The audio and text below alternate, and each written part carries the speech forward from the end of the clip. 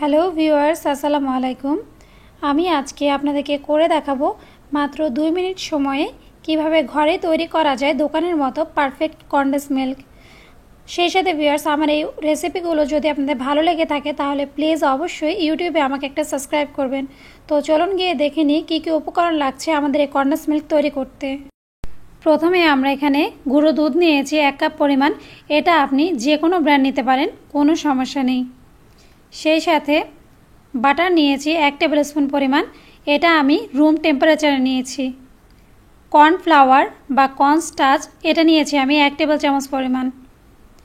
Baking soda এটা নিয়েছি আমি 1/4 চা চামচ। আইসিং সুগার এটা নিয়েছি আমি 1/2 কাপ। তো চলুন গিয়ে তৈরি করে নিই আমাদের এই হোমমেড কনডেন্স মিল্ক।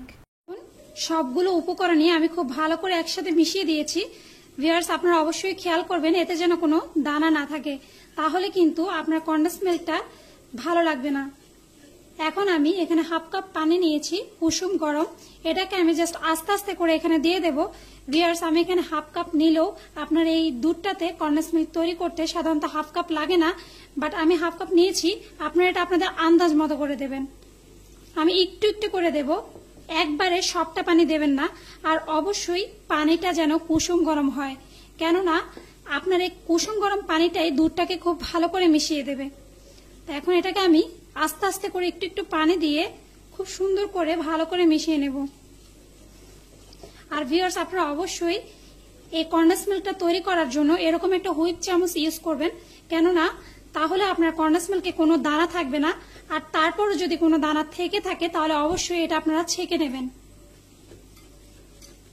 দেখুন ভিউয়ার্স, আমি কিন্তু একবারে সবটা পানি দেইনি, জাস্ট একটু একটু করে পানি দিয়েছি।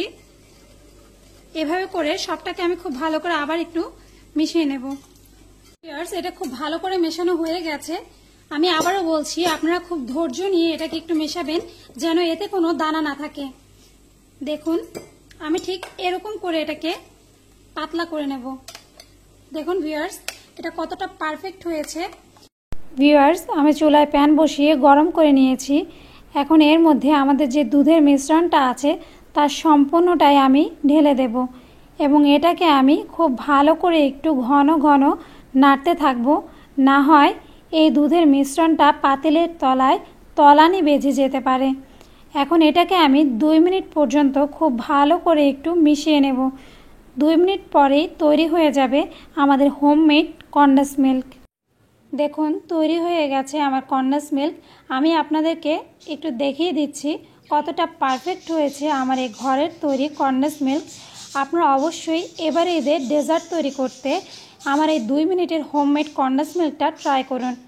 আর আমার এই রেসিপিগুলো যদি আপনাদের ভালো লাগে তাহলে অবশ্যই আমার চ্যানেলকে সাবস্ক্রাইব করুন এবং লাইক দিন ও কমেন্ট করে জানান আমার এই রেসিপিগুলো আপনাদের কেমন লেগেছে।